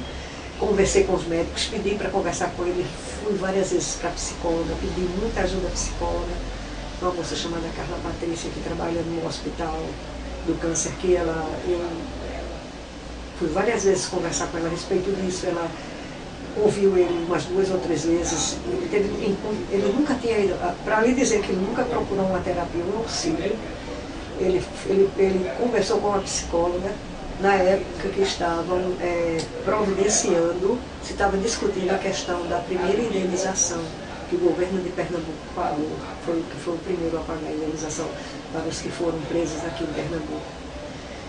Ele recebeu no meio dos 30 primeiros, justamente porque ele já estava com a saúde bastante abalada, né? Já estava bem doente. Aí em 90, em 2000, nele, em 98, entre 98 e 99, ele começou doente. Em 99 ele passou por 3 cirurgias, tirou 25 centímetros do intestino e ficou arrasado de saúde. Entendeu? A gente pensou que ele ia morrer. Ele passou 42 dias no Otávio de Freitas, passou 6 dias na UTI no Otávio de Freitas, 4 dias ele passou respirando por pulmão artificial. Entendeu? E nessa época, eu lhe digo, as coisas não foram piores, porque os companheiros ex-companheiros de militância nos ajudaram. Antônio Carlos Campos, que é presidente do Movimento da Anistia, o médico dele, Antônio, sofre de leucemia há mais de 20 anos e se trata. O médico dele na época era o secretário de saúde de Jarbas. Ele foi minha filha pediu socorro a ele, né? Ele estava 4 dias internado, numa situação muito ruim, não tinha médico para atender. Aí Rosa ligou para ele e explicou a situação. Aí ele foi conversar com ele Robalino, que ele informou para o Gil Brasileiro, que era o diretor do Hospital Otávio de Freitas. E foi assim que a gente conseguiu melhorar um pouco o atendimento a ele, entendeu? Através de conversas do secretário, com o Guilherme também, de uma certa interferência do Arlindo Soares, que foi secretário de Jarbas também, que foi companheiro da nossa militância, não militou conosco, mas foi de uma outra corrente trotskista que nos conheceu aqui na época do movimento de anistia, entendeu? Desde essa época a gente tem um certo... Minha filha, inclusive, trabalhou com ele na Secretaria de Jarbas, né? Por 8 anos Rosa trabalhou no governo do Estado, dos 2 governos, né? Jarbas, ele levou ela para trabalhar com ele. E graças a esses amigos, e um médico primo dele, Josiel Ferreira, que era da Unicordes e hoje é do hospital do IPSEP, é cardiologista ele. Ele entrou no hospital e saiu correndo atrás de médico para atender ele na tarde da quarta-feira de cinzas. Porque mesmo depois desse telefonema para o Gil, ele pedir para doutor fulano, doutor ciclano atender a Ibirê passou muito mal na tarde da quarta-feira de cinzas. Por coincidência, a Jó tinha ido visitá-lo, aí ele saiu à procura do pessoal, dos médicos e cirurgiões, aí falou com um desses médicos através de uma amiga dele que tinha trabalhado na UTI do Otávio de Freitas para operar a Ibirê, porque o problema dele era para cirurgia e por causa da história do carnaval e da ausência de médico, ele não tinha sido operado. E ele foi operado no último degrau. Ele estava com uma hemorragia forte, estava no penúltimo grau de desidratação e com pneumonia. Foi assim que ele foi operado. Ele entrou muito mal na sala de cirurgia, 4 horas depois ele saiu pior. Foi quando ele teve parada respiratória e foi para o pulmão. A gente viu ele morto. Fazia um ano que nós tínhamos enterrado o pai dele, fevereiro de 98. Entendeu? Aí eu sei que eles pediram para fazer exames nele. Às 9 horas da noite eu estava com ele no hospital, na emergência do hospital, fazendo aqueles raio-x, tudo, para os médicos da UTI terem um panorama melhor da situação dele. Eu sei que ele fez 2 ultrassonografias, fez vários raios-x e fez não sei quantos exames de sangue, em 9 dias que ele estava internado lá, entendeu? Aí foi quando levaram ele em situação de emergência para ser operado. Eu sei que com a cirurgia, ele entrou na sala de cirurgia às 11h30 da noite da quarta-feira de cinzas, se eu não me engano era 19 de fevereiro de 99, e saiu às 4 e pouca da madrugada, quase 4h30 da manhã, ele saiu da sala de cirurgia. Menos de 5 minutos depois que ele entrou na UTI, eu estava na sala com meu irmão, esse irmão que eu falei, o Edinaldo, e quando eu só ouvi os barulhos, eles dão uns apitos, né, quando há emergências, e os médicos correndo, ele teve parada respiratória. Quase que ele foi embora. A pressão dele caiu na zero. Foi uma correria tão grande. Eu sei que conseguiram ressuscitá-lo, né, tudo. Aí enrolaram os pés dele de gás e puseram aquele aparelho horroroso na boca dele. Ele ficou com a boca toda ferida, toda estourada. Ele sofreu demais. Ele disse, quando ele saiu da UTI, ele disse para o médico que foi atender que situação igual a essa, aquela que ele passou no hospital, ele só passou na tortura.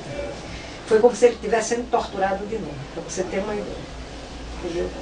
Os 10 dias que ele passou no hospital, os problemas que ele passou dentro do hospital antes de se operar, entendeu? Sem um atendimento correto, e depois que ele fez a cirurgia, tudo que ele passou depois da cirurgia.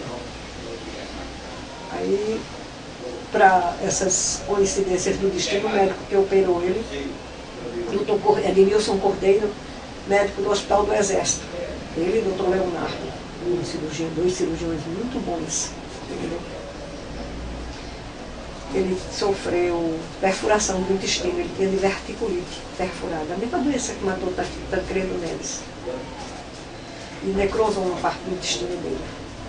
No dia que ele entrou no hospital, na emergência, que era sexta-feira antes do sábado de carnaval, se ele tivesse sido atendido naquele dia de maneira como era devido, ele não tinha passado por essas coisas. Mas devido ao problema, quando o hospital entra em período de feriado, os médicos clínicos correm, né? Todo mundo entra de folga. Isso é um erro absurdo. Só fica o pessoal plantonista. Eles têm que arcar com todas as consequências do que tem lá dentro e o povo que chega fora. E esse ano foi um dos piores anos, eu acho, naquele hospital. O que chegou de gente baleada, acidentada, o que você possa imaginar. Entendeu? Era assim a emergência o tempo inteiro. Entendeu? E ele lá em cima sofrendo, na clínica, porque o médico atendeu ele, deu os primeiros socorros a ele, que ele saiu daqui de ambulância, já com um problema muito sério, chegou no hospital, medicaram ele, puseram ele no soro e 3 horas depois que ele estava dentro do hospital, não, eu cheguei de 11 horas da manhã no hospital com ele, às entre 4 e 5 horas da tarde ele subiu para a enfermaria, para uma médica que estava lá nesse dia de plantão na clínica, ficar assistindo ele, só que ela neste dia, na quarta-feira, ela ainda estava lá, aliás, na sexta-feira, ela ainda estava lá.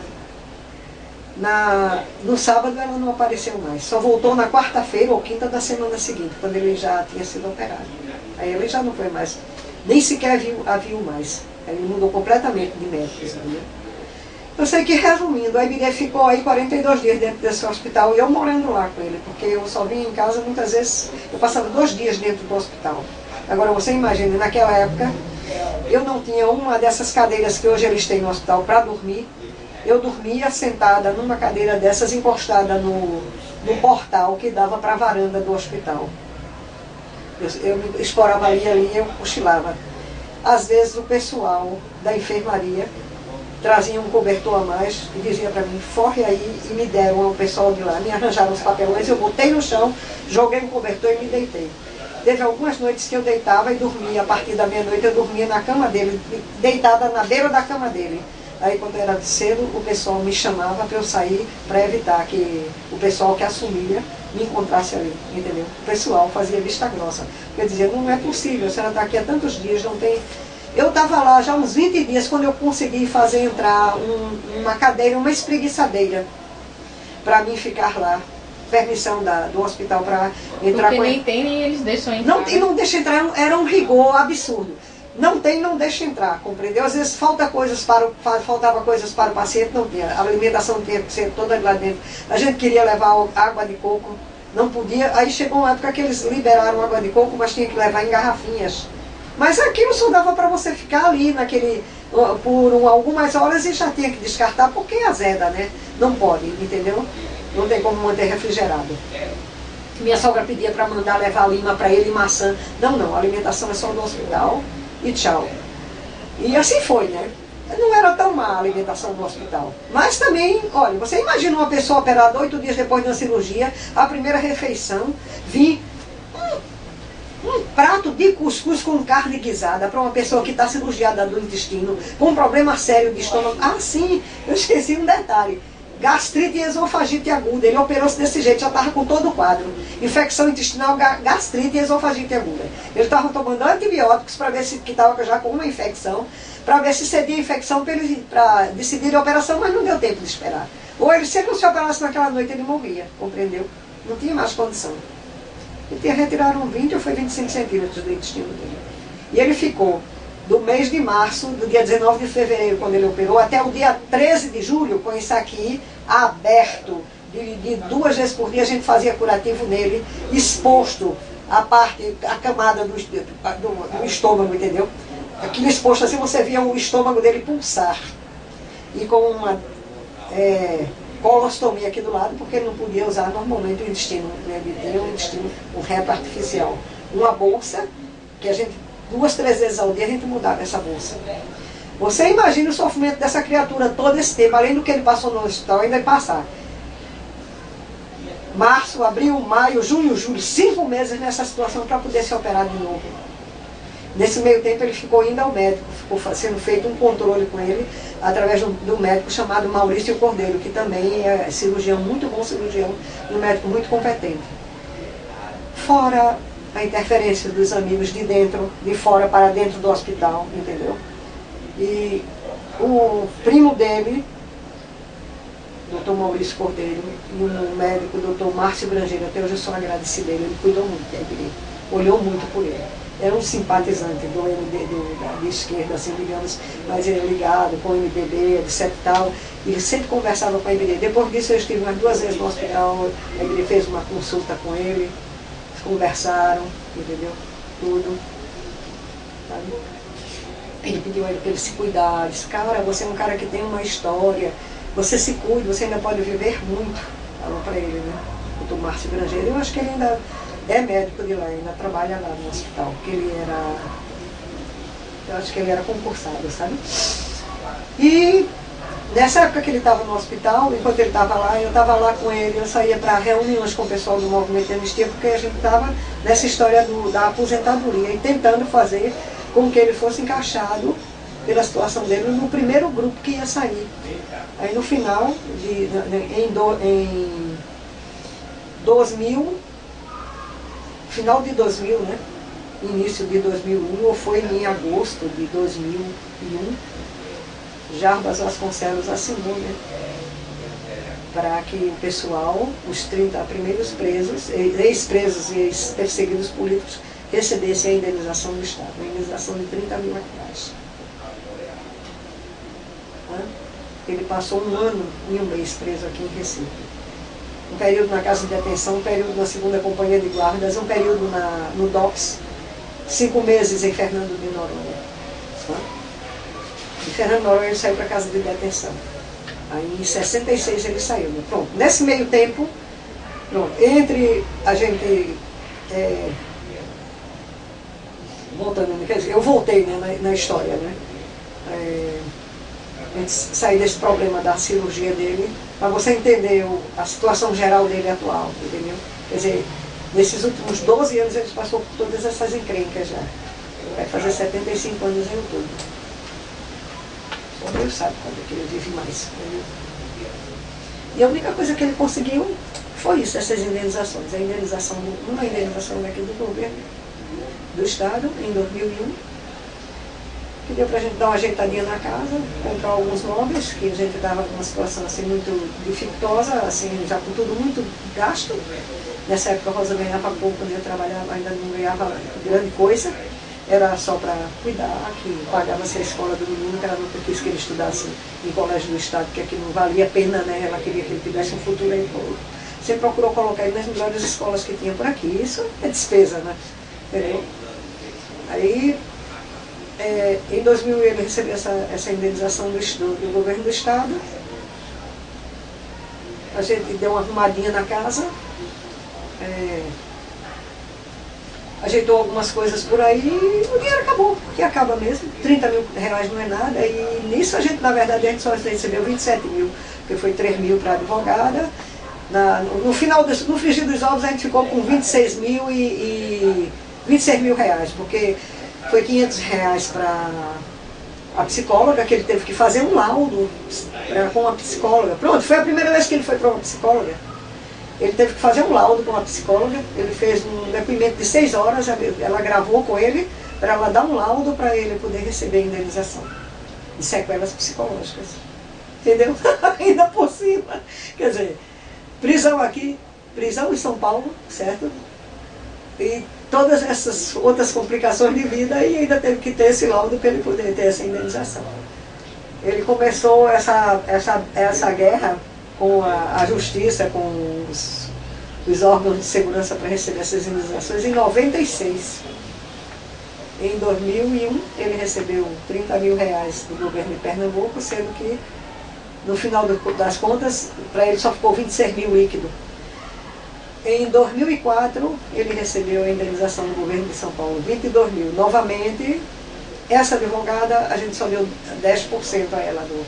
Ela ficou com R$ 2.200. Daí ele recebeu, não sei se é 19 qualquer coisa. Foram 22 mil, ainda menor do que lá, é que a indenização de São Paulo devia ter sido 60 mil, não 22 mil. Foi um absurdo o governo de São Paulo ter pago isso, entendeu? Porque o que eles sofreram lá foi o dobro do que eles sofreram aqui. A coisa foi muito pior, entendeu, em São Paulo, do que aqui em Recife. Eles torturaram aqui, mas o nível de tortura foi muito menor do que em São Paulo. A diria que foi torturado no comissariado de Caxangá por um delegado chamado Moisés, que graças a Deus já está morto, certo? Mas depois de ter feito muita miséria pelo mundo, eu já ter feito mal a muita gente. Minha morte nem sempre é justa, não. Faleceu há uns anos atrás aí. Dizem que ele foi responsável pelo atentado ao que foi deputado estadual, que era eletricitário, na década de 80. Ele foi responsável pelo atentado daquele rapaz, Clodoaldo Torres. Entendeu? Quer dizer, ele já estava, certo? Já não era mais, a década de 80, já não era mais o cara fazendo um comício público. Ele era candidato a deputado, ele era da sua oposição, né, sindical do pessoal dos eletricitários. Ele trabalhava na CELP, Clodoaldo. Era funcionário da CELP. Ele estava, parece, em Afogados, fazendo um comício, e o cara veio e disparou, né? Parece que deu 3 tiros dele. E ele não morreu porque o nosso amigo Joca, que teve exilado na Suécia há 8 anos, que foi do nosso grupo também, que andou pelo interior à procura de chapéu de couro, sentou um tiroteio em Barreiros com o pessoal da PM por conta dos rolos lá com os camponeses, né? Aí acabou preso e ele se eu não me engano, não sei se eles se conheceram aqui na casa de detenção ou se ele já estava pela área do partido. Eu não lembro bem. Eu sei que eles se encontraram aí, que foi na época que, quando a Arraes estava no governo, houve uma divergência aí política, né? E o nosso grupo foi prejudicado pelo pessoal do PCB que estava tomando conta da Secretaria de Segurança Pública, né? E eles influenciavam o governo de Arraes e decretaram a prisão de Aibirê e de mais 3 companheiros nossos que estavam no interior. Mas antes disso, Joca já... Foi antes disso? Está impreciso isso na minha memória. No livro dele conta direitinho. Joca foi preso por conta do tiroteio de Barreiros. E Aibirê foi preso em Itambé porque eles estavam lá para organizar um congresso camponês. Isso já tinha sido após a morte de Jeremias, né?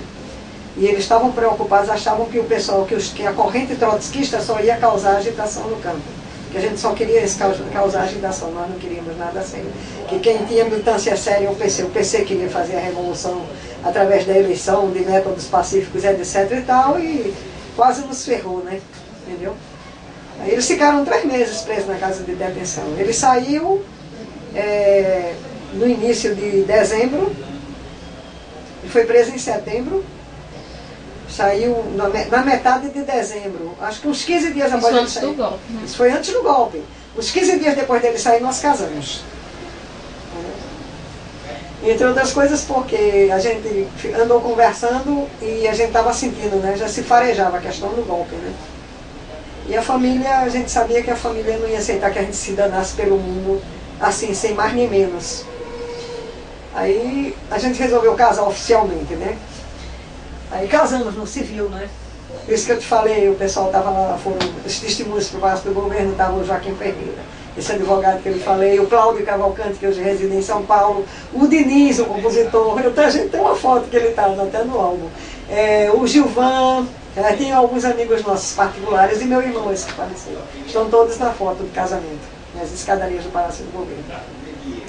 A gente casou aí nessa época, logo depois ele saiu da prisão, no governo de Arraes ainda, um disparate, né? Nessa época, seu Aibirê já ia para o campo. Ele foi preso por isso, porque ele estava na atividade em Itambé. Mas a senhora não ia para lá? Eu fui uma vez só. Eu fui, aliás, eu não sei se, peraí, eu tenho dúvida se eu fui 1 ou 2 vezes. Eu sei que eu fui uma vez, que seu Hermes também foi, eu fui uma vez com a Ibirê e os irmãos de Jeremias, foi isso mesmo.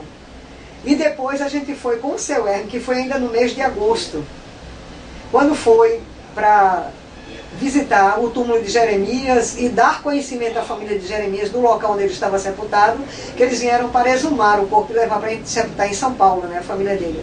O irmão dele, o Wilson, e o cunhado dele, Hélio, que inclusive era da Polícia Militar de São Paulo. Ele pediu, licenciou-se lá e veio para cá, para, junto com o Wilson, retirar o corpo do Jeremias e levar para São Paulo, do Paulo Roberto Pinto, né. Eu fui nesse dia, tem a foto, se eu não me engano, está no livro também essa foto, que eu estou no túmulo de Jeremias com a Ibirê. E depois eu fui com a Ibirê e seu Hermes, que foi quando houve um comício na praça no 7 de setembro. Foram 2 vezes que eu fui. A senhora lembra como era lá a movimentação? Era muito acanhada, a cidade era menor do que é hoje, e tudo muito mais acanhadinho, entendeu? Era um povoado, e também, hoje já está muito diferente, a cidade cresceu, né? Está bem diferente a cidade. Eu fui em agosto do ano passado. E o que vocês faziam lá? Não, nós fomos para fazer uma atividade política com o pessoal no 7 de setembro, com os camponeses. Fazer uma reunião no meio da praça e reafirmar os propósitos de fazer justiça à morte de Jeremias, de lutar para que os algozes dele fossem punidos, os matadores dele, que eram capangas dos senhores de engenho, de um tal de Bruno, era não sei o que, Antônio, parece Antônio Veloso, e do José Borba, que eram os mandantes do crime, não é? E dos caras, dos capangas que se refugiaram. Diz que 1 ou 2 morreram, né? E outro não sei por onde foi, se foi preso, se foragiu. Eu sei que os donos de engenho não pagaram um dia sequer de cadeia, não pagaram R$1 de indenização para as famílias dos camponeses que eles sacrificaram, entendeu? Pelo contrário, perseguiram muito todo mundo. Enquanto houve o golpe militar, eles perseguiram à vontade os camponeses, entendeu? E houve outras mortes por lá depois disso, compreendeu? O pessoal falava que houve outras mortes depois disso, entendeu? Que não foram apuradas, ficaram por isso mesmo, entendeu? De pessoas de lá, gente que estava, né? O pessoal que trabalhava, que era ligado com alguma coisa do sindicato, ou dos movimentos que se rebelavam, né? Por melhores salários, melhor condição de trabalho, porque era por isso que se lutava, né? E a nossa palavra de ordem principal era a reforma agrária, né? Era isso que a gente queria. Aí a senhora, nesse momento, já não participava? Eu já estava participando do partido, desde a vanguarda leninista, eu já estava envolvida com os trotskistas, entendeu? Eu participava das reuniões, depois eu passei um período reclusa, porque eu não tive problema de pulmão, que eu fiquei me tratando, entendeu? Aí no final do ano eu me casei, aí a gente continuava nessa atividade de fazer reunião em porta de fábrica, de fazer reuniões de células, de discutir com o pessoal da fábrica era da Torre, não, era de Paulista, pessoal da fábrica da Torre, que era da fábrica da Torre e da fábrica de Paulista, que tinha os operários que eram simpatizantes, ou alguns deles parece foram militantes do partido. Quem conhecia mais era o Ferreira, o Joaquim Ferreira, e o pessoal que organizava mais de cima, né? Nessa época eu era militante de base. E eu participava de reuniões, participava de discussão de documentos, como é que se diz, e fui a algumas atividades, né? Essas atividades públicas, né? Pronto, aí nesse período que a Ibirê esteve presa, houve um grande comício na Dantas Barreto, né? Que foi negócio que veio o pessoal do Sul, foi um auê danado, veio não sei quantas caravanas de camponeses do interior para cá. Foi um comício pela legalidade, pela reforma agrária, por uma série de coisas. E aí nós já tínhamos um grupo na Paraíba, que era o pessoal da família de Antônio Campos, que era o irmão dele, que era a Socorro Campos, que era noiva do Martinho, né, que casaram depois, posteriormente. Hoje eles são separados, eles já têm uma outra esposa, né? Eles viveram acho que quase 20 anos juntos, Martinho e Socorro. Foram embora para São Paulo também, como a gente, militaram lá, foram presos lá, sofreram bastante também, entendeu? Eu era muito minha amiga. Continua sendo, só que a gente não se vê mais, infelizmente, entendeu? E a família dele lá, eles me deram muita cobertura lá, me ajudaram muito. O pai de Martinho, de Antônio Carlos, a mãe dele, Dona Eunice, uma pessoa que eu tenho gratidão pelo resto da minha vida, ela nos ajudou muito lá, entendeu? Me socorreu, eu tive um problema lá de saúde, tive um abortamento lá, ela me recolheu na casa dela, cuidou de mim, entendeu? Antes dele ir ser preso. Quando ele foi preso, eu estava convalescendo desse problema. Preso pela segunda vez depois do golpe, ele foi preso aqui em Recife. Quando ele foi preso pela terceira vez em São Paulo, eu tinha saído de São Paulo, tinha ido para a Argentina com Rosa, fazer uma atividade política e fazer um tratamento de saúde por problemas de alergia, que volta e meia eu tinha esses problemas que eu tenho hoje, eu tinha em São Paulo, por conta da umidade de lá e da poluição. E Rosa teve bronquite quando criança, aí nós tínhamos companheiros que eram médicos na Argentina, e tinha um que era especialista nessa área, e ele era de Córdoba. E eu fui lá para Buenos Aires, e de lá eu ia para Córdoba com Rosa, passar um período lá para fazer um tratamento. Dona Lenice, como é que a senhora se mantinha financeiramente, a senhora e seu Ibirê, nesse período? Em São Paulo, e quando a Ibirê foi preso aqui, eu voltei para casa, eu vivi em João Pessoa, quando ele... Nós saímos daqui depois do golpe, passamos um período aqui, né? Uhum. Escondidos, de poucos meses, fomos embora para João Pessoa, organizamos casa lá e militância lá. Até tem um episódio muito engraçado. Lacerda foi visitar João Pessoa, a Paraíba. Nessa época o governo dele era Pedro Gomes, era um cara bastante democrático, por sinal uma vez a igreja se encontrou com ele na beira da praia, foi muito engraçado, porque pegou uma carona dele. Ele estava caminhando pela beira da praia, ele foi passando com um auxiliar dele, um assessor, e deu carona para a Ibirê. Só que ele não sabia quem era a Ibirê. Certamente que depois ele veio a saber, deve ter tomado um bruto de um susto. Ele era o Pedro Gondim, era governador de lá. E não, entendeu? Aí, e nós estávamos lá, quietinhos lá numa casa, organizando a publicação de publicações do partido, né? Fechamos o birô aqui em Recife, né? Porque ninguém podia atuar aqui, que a polícia e o exército caiu em cima com tudo, né? E fomos embora para João Pessoa. Aí nos articulamos lá, quando o Lacerda chegou, a gente rodou um manifesto, primeiro como aparelho técnico, na minha casa, você imagina, uma casa, a casa era em Bahia, muito engraçado nessa época. A casa era em Bahia, e era uma casa de 2 quartos e cozinha com fogão de lenha, que era um horror para mim cozinhar, porque eu tossia, eu estava sempre com problema de garganta. E tinha umas coisas muito engraçadas, porque a casa, nós tínhamos, a casa era parede e meia, com a casa de um companheiro que ele era muito doido. Nesse momento eu não lembro o nome dele, mas era um cara realmente, eu acho que ele era realmente meio pirado, sabe? Aquele garoto, ele era muito agitado, e ele era assim, ele começava a falar, e ele gesticulava muito, e ficava muito exaltado quando ele falava, entendeu? Ficava assim, meio fora de si, e a gente estranhava isso, sabe? Ele realmente não era uma pessoa muito normal, coitado, né? Ele certamente não teve condições de se cuidar, né? A família não percebeu isso, né? E ele foi estudar tudo, envolveu-se com política. Não sei o que foi feito desse menino depois. Até hoje não sei a respeito dele. Ele tinha 20 e poucos anos na época, a casa era parede e meia.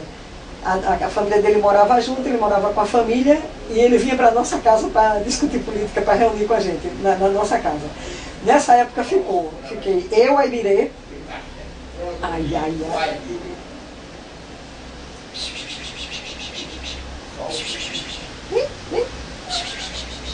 Vem cá, vem. Vem. Entra aqui, vem. Abre um pouquinho, vê se eu faço essa lição. Os gatos. Mas acho que não tem problema não. Acho que não. Eu acho que não vai mexer com nada aí, não. Esse é o filhote daquele. Sim, aí... O vizinho, a senhora tá Sim, falando. o vizinho, esse menino, era o vizinho.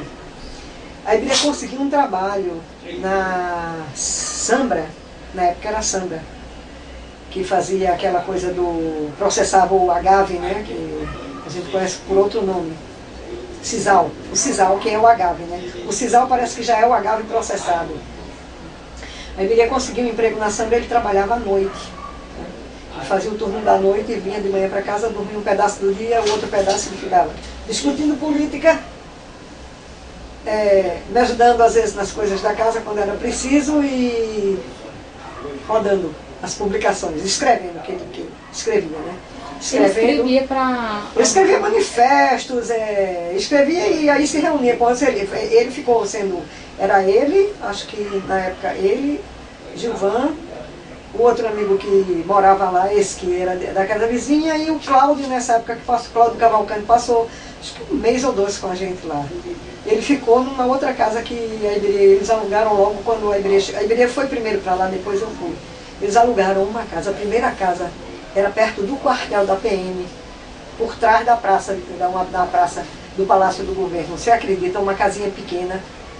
Eles estavam lá, 4 homens morando na mesma casa. Joca saía à procura de trabalho, voltava, a Iberê também, e era eles dois e mais o Cláudio ficou aí. Eu não sei, a minha dúvida é se Cláudio saiu dessa casa e foi embora, logo quando eu cheguei, ou se Cláudio ainda ficou uns dias com a gente na casa de Bahia. Eu tenho uma dúvida a respeito disso. Agora, Gilvan, eu tenho certeza, ele ficou nesta casa daí, perto do quartel, e depois ele foi para Bahia. Ele ficou um período lá, depois ele foi embora, para o interior de João Pessoa, sabe? Perto, parece, da casa da família de Tibúrcio, que esse companheiro que tinha problemas de saúde nas pernas, e depois saiu de lá, ele conseguiu que ele fosse embora para a Argentina para se tratar, ele é falecido já. Acho que ele tinha o que eles chamam de... É uma doença dos nervos, da musculatura, distrofia muscular. Que você nasce já com ela, né? E ela vai avançando ao longo dos anos até que você não tem mais condição de vida.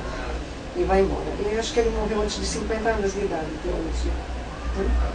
Era um cara muito bom, muito fraterno. Ele ia para o interior, voltava com sacas assim, de feijão e arroz para ajudar a gente a se manter, né? Que a família dele plantava feijão, macaça e arroz. Sim, a casa, voltando para a casa de Bahia. Aí a casa, 2 quartos, uma sala, uma cozinha. Joca ocupava um quarto, a gente ocupava um quarto. No nosso quarto, debaixo da nossa cama, o mimeógrafo ficava escondido. Veja só que situação. Eu alérgica. O mimeógrafo ficava escondido debaixo da cama. E quando era para rodar, se punha um mimeógrafo em cima da minha cama, da nossa cama, para rodar. Isso sujava os lençóis de tinta. Era aquela confusão. Às vezes eu reclamava para tomarem cuidado, mas sempre acontecia algum descuido e acabava sujando os lençóis de tinta. E além disso, eu tinha o problema do fogão. Além disso, Mas a senhora estava morando lá na casa? Morava, eu passei meses morando nessa casa. Só tinha a senhora de mulher? Só eu. Eu com a Iberê, o Joca e o Gilvan. Entendeu? Eles dois ficavam, ocupavam um quarto de atrás e nós dois ficávamos no quarto da frente.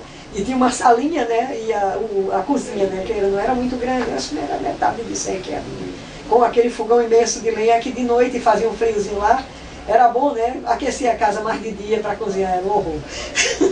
Era fumaça que não acabava mais. As panelas nunca eram pretas, né? Você passa sabão nas panelas para largar com mais facilidade aquela tirna, né, que pega, né? Que é a oleosidade das madeiras, né? Que vai formando, né? Junto com a cinza, vai formando uma camada preta, né? Nas panelas que não tem unha que aguente. É horrível para tirar aquilo. E, além disso, a gente tinha uma cacimba onde a gente tirava água, que a gente tinha que ferver a água para cozinhar. Eu não lembro, eu acho que era da casa do menino que a gente conseguia água para beber, porque a água daquela cacimba não dava para beber. A gente fervia ela para tomar banho e fervia para cozinhar. A água da cacimba era escura e tinha barata, que era um horror. Eu nunca vi tanta barata na minha vida. Você imagina a gente viver numa casa dessa, fazendo atividade política, entendeu? Morando numa situação dessa, numa condição dessa, em pleno golpe militar. Mas a gente, naquela época eu tinha o quê? 23 anos de idade. A gente tirava isso um pouco, como é que diz assim, na base do senso de humor, né? Eu tenho essa facilidade comigo, eu choro e rio com a mesma facilidade, sabe? Eu sempre tive muito, assim, senso de humor. Então, nas piores situações, eu sempre conseguia dar uma volta por cima. Aí aquilo me irritava às vezes, mas naquela época eu ainda era muito nova, tinha muita paciência, muita energia para gastar, acabava tirando tudo de letra. E a gente tocava, né? Até que isso foi de, acho que, ou junho ou julho Foi depois de junho, porque pelo São João a gente estava em Morenas, escondidas. Nós passamos o São João depois do golpe militar. Primeiro a gente passou um período na praia, aqui, Maria Farinha, que é aqui entre Candeias e Piedade, a praia de Maria Farinha, né? Parece que é considerada a praia chamada Praia de Maria Farinha, era aqui. Ali pela curva do Sesc. Porque tem Maria Farinha que é depois não é Maria Farinha. De Paulista, né? É outro nome. Eu acho que eu estou confundindo as coisas. Era um trecho de praia que tinha outro nome. E era ali entre a curva do Sesc e um pedaço de Candeias. Um pouco antes da curva do Sesc.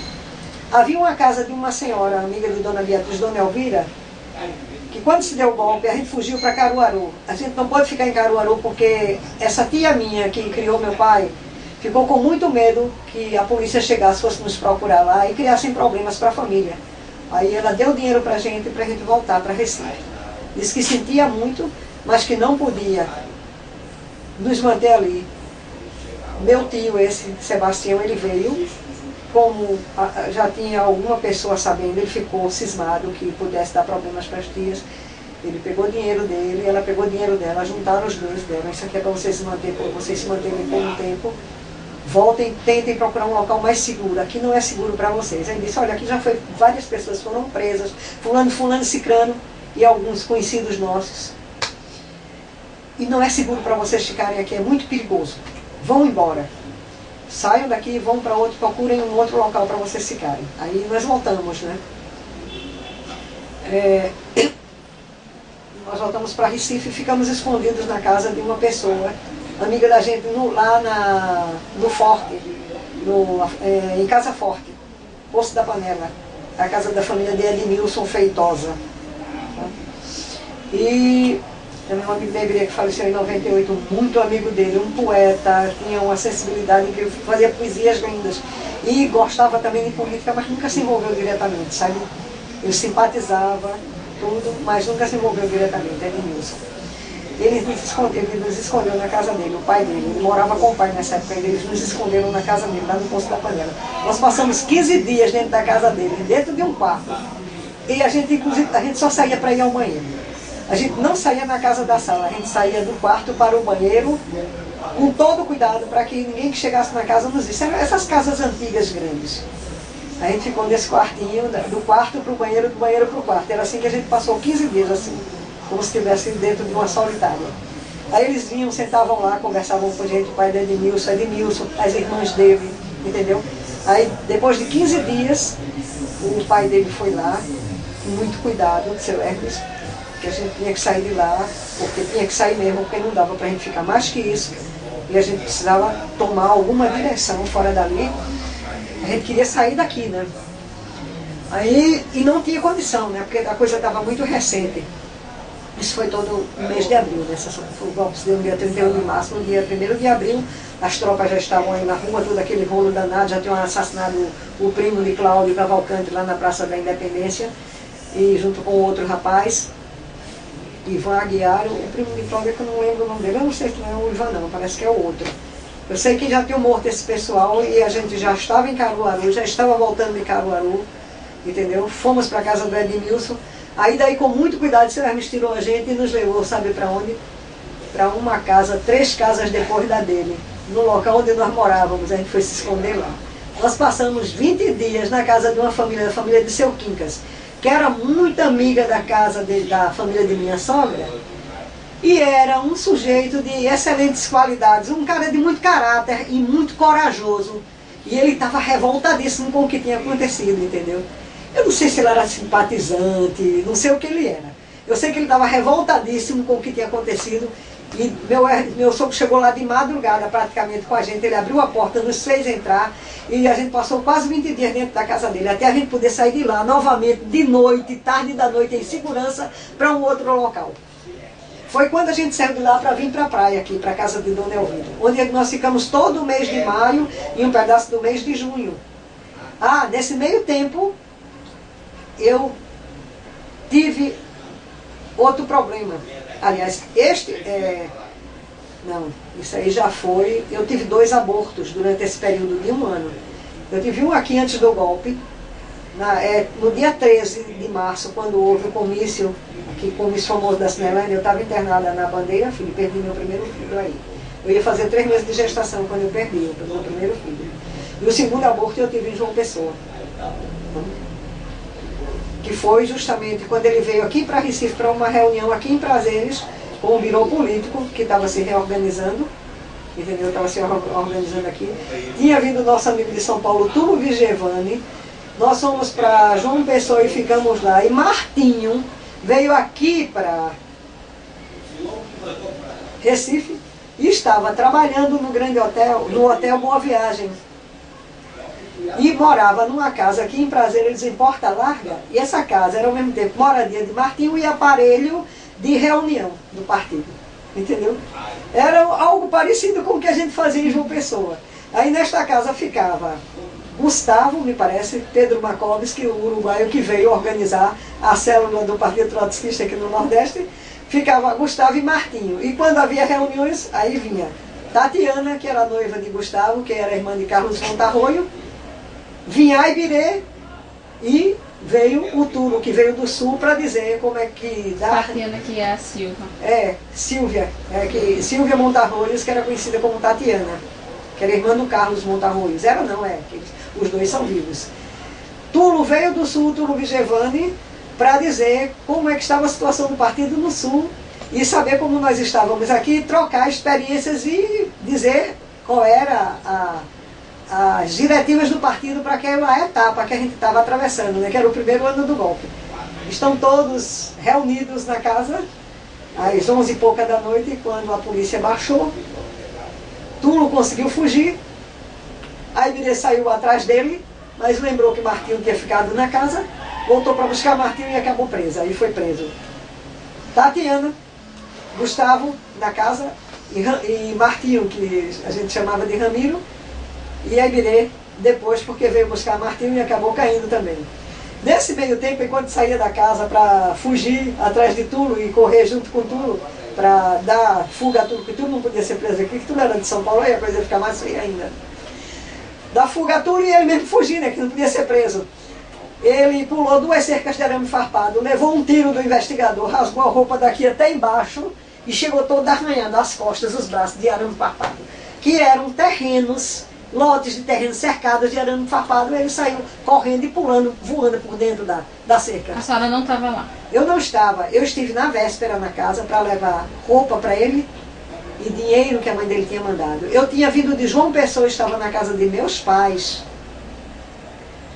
Minha mãe estava cuidando de mim, tinha me levado a uma médica amiga da gente, doutora Shirley, para me fazer exames para ver qual era a minha situação e cuidar de mim, né? Porque eu passei uns 15 dias lá em João, 8 a 15 dias em João Pessoa, sendo cuidada pela mãe e a irmã de Martinho, de Antônio Carlos.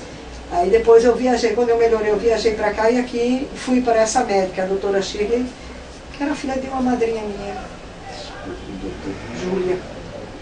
Um casal que eram grandes amigos de meu pai, Antônio Melo e Júlia. A filha deles era médica e ela cuidou de mim nesse período. Aí eu me recuperei, né? Quando eu estou me recuperando, aí virei cair preso junto com todo mundo nessa casa. Na véspera, eu estava na casa de minha mãe, me cuidando. Ele veio depois de João Pessoa, entendeu? Para essa reunião. Aí eu saí da casa de meus pais em Areias e vim aqui para Porta Larga para trazer dinheiro para ele e roupa para ele se trocar. Aí, de tarde, eu estava com a minha irmã, que nessa época eu estava com 17 para 18 anos, Lenita, a que faleceu na Suécia. E a gente estava conversando com eles e a casa tinha assim uma espécie de... uma parede assim que tinha como se fosse esses elementos vazados que aqui chamam de combongó, né? Todo furadinho assim marrom. E Lenita ficou olhando, viu um barulho de carro, e Lenita era muito cismada. Aí ela, enquanto eu conversava com a Ibirê e com um dos meninos que estavam lá, ela ficou olhando pelos buraquinhos que dava para a rua essa parede. Aí ela viu um carro chegar e estacionar bem pertinho da casa, e os caras descerem e ficarem olhando para um lado e para o outro e depois ficarem apontando para casa. Ela falou para mim, e eu falei para eles, eu disse, olha, chegou um carro aí. E os 2 caras desceram e estão olhando para casa, estavam olhando e apontando para casa. A Lenita viu. eu acho bom vocês tomarem cuidado. Não tem problema não, a gente está seguro aqui, não sei o que, bababá. Eu digo, e depois a gente tem uma reunião à noite. Eu digo, olha, eu achava melhor vocês tomarem cuidado, porque a gente está numa situação muito complicada. A gente está numa situação de guerra e a gente não pode facilitar com nada. Não, a gente vai tomar os cuidados, tal coisa, mas a gente tem uma reunião hoje no birô que é necessário fazer, porque daí a gente vai partir, vai resolver o que, é que a gente faz daqui para frente e inclusive sair dessa casa. Tá, aí chega.